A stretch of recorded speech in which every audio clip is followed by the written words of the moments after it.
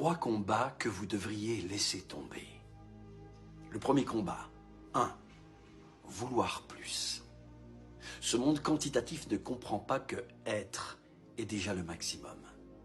On ne peut pas exister un peu ou à moitié, ni 2 fois plus. On existe. C'est radical. Et tout ce qui existe, existe sans distinction. Nous sommes le maximum miraculeux et il n'y a pas plus haut. Tout existe déjà. De cette valeur que nous sommes, de cette noblesse, de cette merveille, que nous ne pouvons pas perdre, car c'est ce que nous sommes. De cela découle naturellement tout ce qu'il nous faut. Avoir, c'est de l'être qui prend forme, qui s'écoule de nous, qui découle de nous.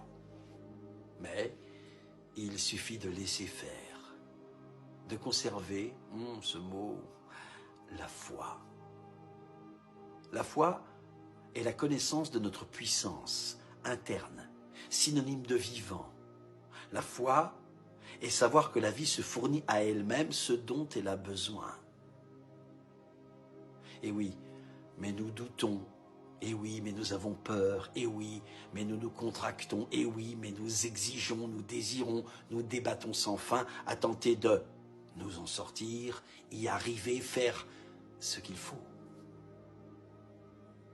Si nous restons calmes, à l'écoute de notre créativité, la vie nous la donne. De notre intelligence, la vie nous la donne. De notre joie, la vie nous la donne.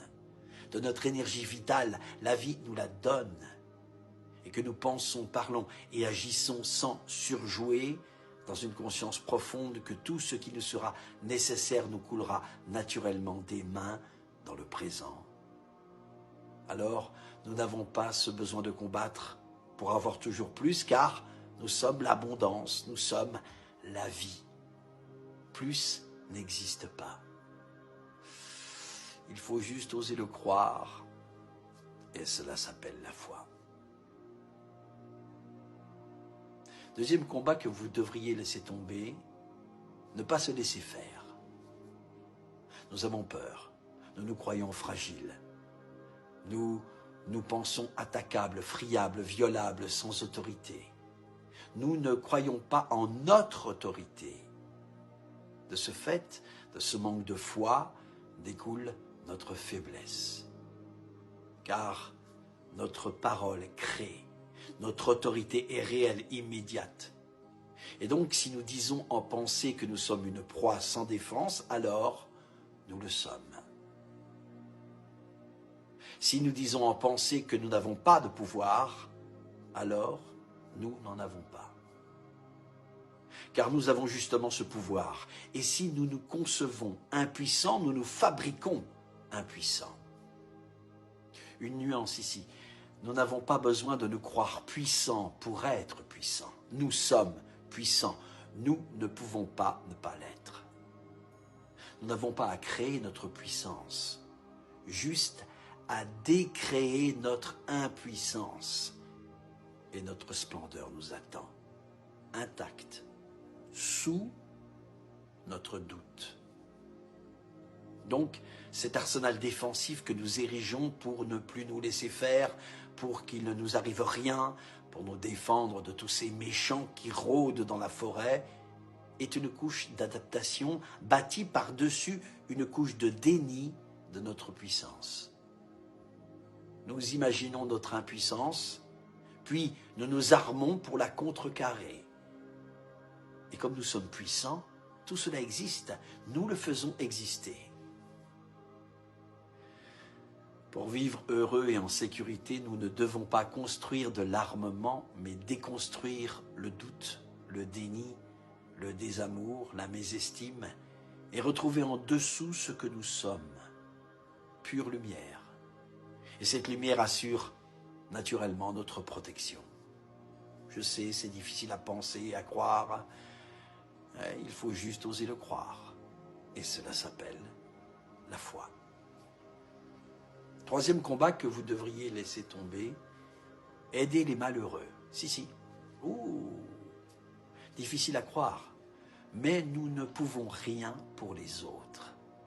Ils peuvent décider de s'aider et nous embaucher pour les y aider. Alors, nous répondons à leurs demandes de tout notre cœur. Mais s'ils ne nous demandent rien, il ne faut pas aider.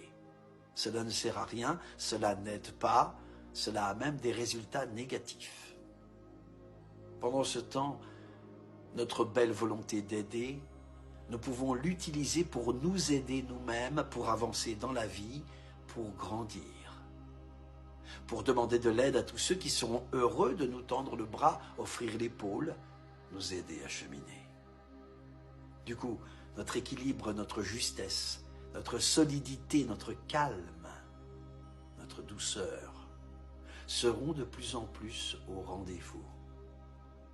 Et cela sera inspirant pour les autres, cela leur fera envie. Ils nous demanderont comment nous avons fait et nous leur expliquerons, et cela seulement est aider, répondre à leurs demandes, témoigner de tout ce que nous avons fait pour nous-mêmes.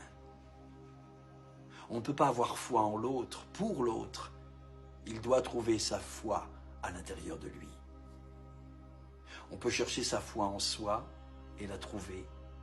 Se découvrir si noble et magnifique et souverain, s'accepter, oser se reconnaître et témoigner de cela pour qui voudra s'en inspirer. Bonne journée.